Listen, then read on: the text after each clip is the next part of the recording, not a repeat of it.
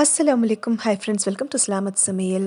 இஃப்தாருக்கு மட்டும் இல்லாமல் normal evening ஸ்நாக்ஸுக்கு கூட செம்ம டேஸ்டியாக போண்டா ஹோட்டல் ஸ்டைலில் நான் எப்படி செய்வேங்கிறது உங்கள் கூட வீடியோவில் ஷேர் பண்ணிக்கிறேன். வாங்க இப்போ வீடியோக்குள்ளே போகலாம். அதுக்கு முன்னே நம்ம சேனல் சப்ஸ்கிரைப் பண்ணாதவங்க இப்போ சப்ஸ்கிரைப் பண்ணிக்கோங்க. சப்ஸ்கிரைப் பண்ணவங்களுக்கு ரொம்ப ரொம்ப தேங்க்ஸ். இதுக்கு நான் 1 கப் அளவுக்கு கடலை மாவுக்கு 1/4 கப் அளவுக்கு அரிசி மாவு கூடவே உப்பு சேர்த்துக்கிறேன்.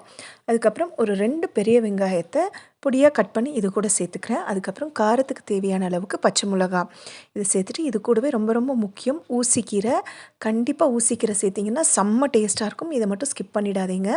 ஊசிக்கீரையை வந்து கட் பண்ணிவிட்டு கழுவி இதோட சேர்த்துக்கிறேன். இப்போ வந்து இந்த பச்சை மிளகா, கீரை, அப்புறம் வெங்காயம் இதெல்லாம் நல்லா இதோட ஒன்று கூடுற மாதிரி நல்லா அழுத்தம் கொடுத்து நல்லா பிசைஞ்சுக்கோங்க. அதுக்கப்புறம் இதில் வந்து இப்போ நான் எண்ணெய் சேர்த்துக்கிறேன். சூடான எண்ணெய் தான் சேர்க்கணுன்னு அவசியம் இல்லை. நம்ம நார்மல் எண்ணெயை கூட இதில் சேர்த்துக்கலாம். சேர்த்துட்டு எண்ணெய் எல்லா பக்கமும் படுற மாதிரி நல்லா பிசைஞ்சு எடுத்துக்கணும். எண்ணெய் எல்லா பக்கமும் சேர்ந்ததுக்கப்புறமா இப்போ இதில் கொஞ்சம் கொஞ்சமாக தண்ணி சேர்த்து பிசைஞ்சுக்கணும். இதில் நான் வந்து எந்த சோடா உப்பு எதுவுமே சேர்க்கல. ஆப்ப சோடா, சமையல் சோடா எதுவுமே சேர்க்கல.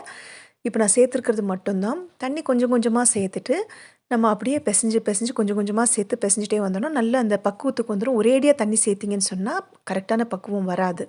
இப்போ இந்த அளவுக்கு பக்குவத்தில் பிசைஞ்சிட்டு இதை வந்து நான் ஒரு 1/2 மணி நேரத்துக்கு மூடி போட்டு வச்சிடுறேன்.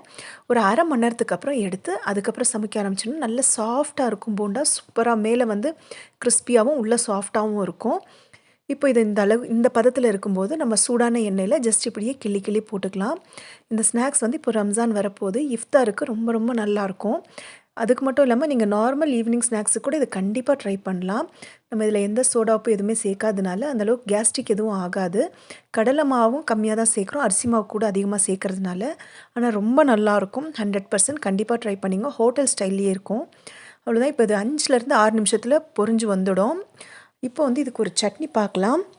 சட்னிக்கு வந்து பார்த்திங்கன்னா 1 கைப்பிடி அளவுக்கு தேங்காய், 1/2 கைப்பிடி அளவுக்கு பொட்டுக்கடலை, கூடவே காரத்துக்கு தேவையான அளவுக்கு வரமிளகா, ஒரு 2லேருந்து 3 பல்லு பூண்டு, அப்புறம் ஒரே ஒரு இல்லைன்னா நம்ம தேவையான அளவு உப்பு, ஒரு சின்ன துண்டு புளி, அதுக்கப்புறம் ஒரு சின்ன வெங்காயம் இதோட சேர்த்து தண்ணி சேர்க்காமல் ஃபஸ்ட்டு கொரப்பாக அரைச்சிக்கலாம். அதுக்கப்புறமா தண்ணி சேர்த்து கொஞ்சம் கொஞ்சமாக அரைச்சிக்கலாம்.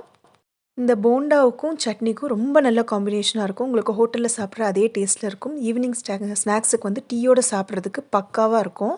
இப்போ நான் கொஞ்சம் கொஞ்சமாக தண்ணி சேர்த்து இந்த பதத்துக்கு அரைச்சிக்கிட்டேன். கொத்தமல்லி உங்களுக்கு தேவைன்னா இந்த ஸ்டேஜில் சேர்த்து ஒரு சுற்றி இறக்கிக்கலாம். இல்லை அப்படியேவும் கூட கொத்தமல்லி சேர்க்காமலும் சட்னி செய்யலாம். அவ்வளோதான். ஒரு தாளிப்பு மட்டும் போட்டோன்னா செம்ம டேஸ்டியான உங்களுக்கு ஈவினிங் ஸ்நாக்ஸ் ரெடி, இஃப்தார் ஸ்நாக்ஸ் ரெடி.